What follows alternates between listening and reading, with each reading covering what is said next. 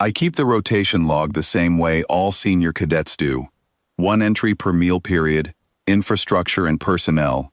Nothing that would interest a review board. 3 weeks into the joint integration cycle, most of my entries read the same. Head count, resource consumption, interspecies friction metrics, standard columns. The entry for day 3, third meal, took me 4 attempts to get right. There were 9 of us in the integration cohort at Combat Instruction Station Oreth 4, and 3 of them were human, not a number I would have chosen. The Hegemony's integration office had specified a trial batch. The word they used was calibration, and the ratio of Vethrak cadets to human specialists had been set somewhere above my clearance. I did not object. I noted it, the same way I noted the commissary adjustment schedule and the atmospheric recalibration for the human quarters, and I got on with my rotation. By day 3, I had developed what I told myself was a professional interest. The humans were not large. They were smaller than the junior intake cadets, in fact, and the one assigned to my meal rotation, Specialist Yenna Croft, Earth Origin, Class 19 Deathworld designation, was smaller than the other 2. She wore standard-issue integration fatigues that had been hemmed at the wrist and still sat slightly loose at the shoulder. She had dark hair she kept clipped back with something she had bent out of a calibration tool. She ate quickly and without conversation, and she always took the far end of the bench, back to the wall, which I had observed on day 1, and noted, and then decided not to note again, because there was nothing anomalous about it. You sit where you can see the room. Any trained combatant does. What I had not managed to make routine was watching her eat. I had tried, in the way you try to stop noticing something by naming it, professional interest, behavioral baseline, standard integration observation, and it had not worked. It was not what she ate. It was the speed at which she processed information with her eyes while her hands kept moving, lifting the fork, mouth closed, chewing, but her gaze never stopped.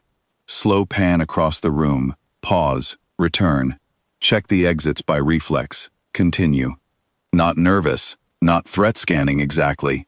More the way our tracking officers review a sector display, constant low-level input, nothing that demanded attention, everything filed.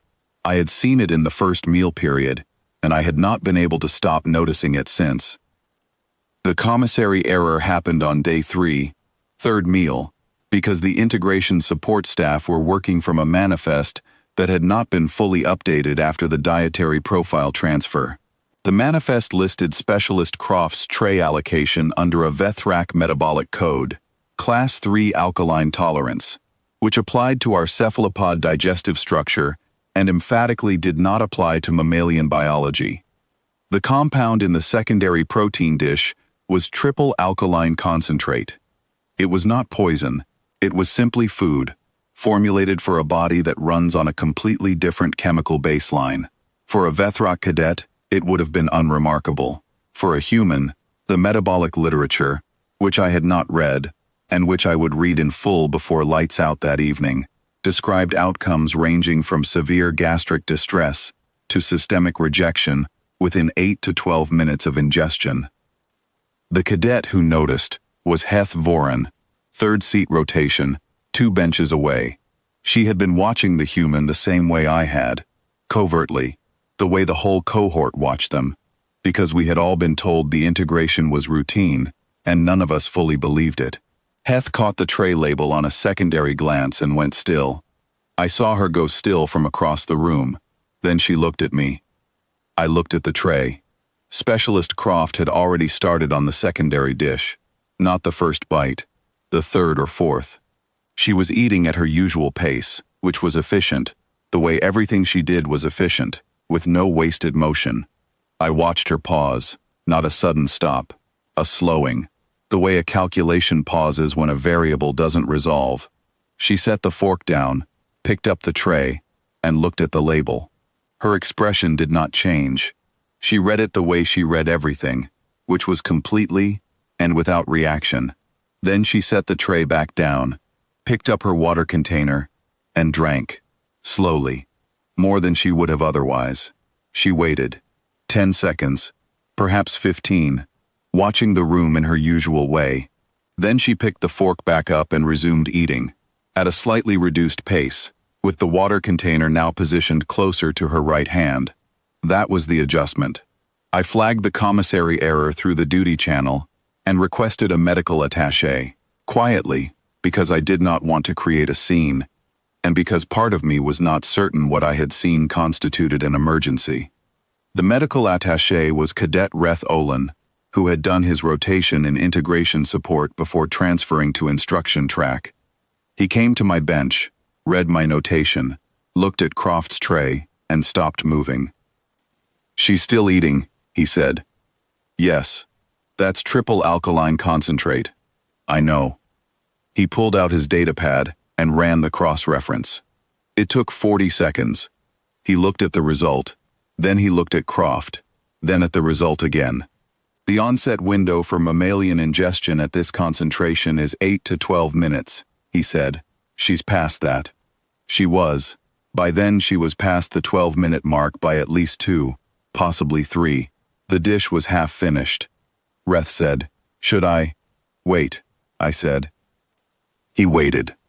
Specialist Croft finished the secondary dish. She did not finish it at her original pace. She maintained the reduced pace, with the water container, and she paused twice more to drink. Both pauses were controlled, deliberate, not the pauses of someone managing distress.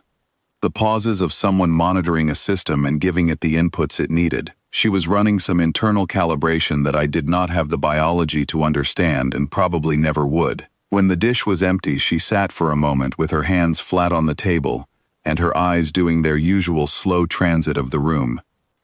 Then she stood, took her tray to the return station, and picked up a secondary ration pouch from the supplemental counter on her way back. The compressed, dense calorie variety that the commissary stocked for extended duration training days. She sat back down at the far end of the bench and pulled the seal tab. Still hungry. The mess hall had gone quiet in a specific way. Not silent, but the low-register conversation that had been running underneath the meal period had dropped out, table by table, as whatever each group had been watching, registered and passed between them without anyone saying it aloud. I could track the silence moving through the room like a pressure wave. It reached the table nearest to Croft last, because that group had their backs to her and had not seen what the rest of us had seen. She did not appear to notice, or she noticed, and it was not relevant. I made 4 attempts at the rotation log entry. The first 3 used words like anomaly and metabolic resilience and cross-species tolerance variance, which were all accurate and all missed the point entirely. The 4th attempt I kept short. Day 3, 3rd meal period. Commissary error resulted in human specialist receiving Vethrak grade triple alkaline ration compound.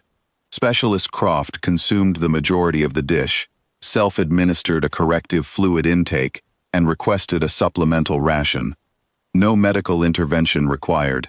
No disruption to meal period operations. I saved it and looked at what I had written for a long time.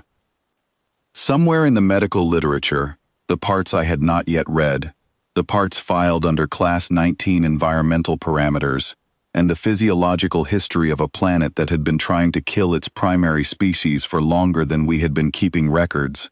There was probably an explanation. I assumed the explanation existed. I assumed it was documented and categorical, and filed under whatever heading the hegemony used for biological baselines that fell outside the expected distribution. I did not look it up that night. I remember closing the datapad and sitting in the quiet of my bunk and thinking about the way she had set the fork down, the way she had looked at the label without surprise, the way the adjustment had taken 15 seconds, and then she had gone back to eating, not because the problem was resolved, but because the problem was now being managed, and managing the problem did not require her to stop. That was the thing I could not find the word for.